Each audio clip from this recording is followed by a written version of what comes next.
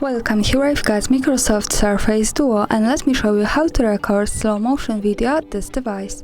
So let's start by tapping on camera button to open it, and for now we are on standard photo mode, so we have to change it by using this settings bar and just simply going to the left to slow motion.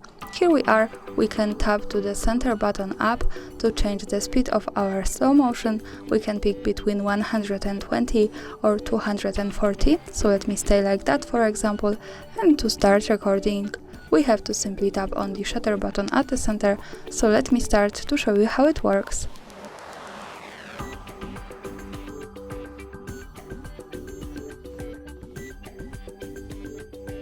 Now let's stop by tapping again on the shutter button.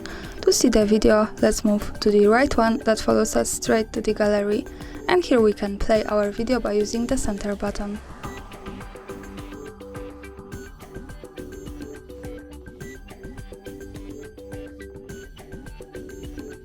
So this is how the slow motion video looks like at this device. It's really slow. Thanks for watching, subscribe our channel and leave the thumbs up.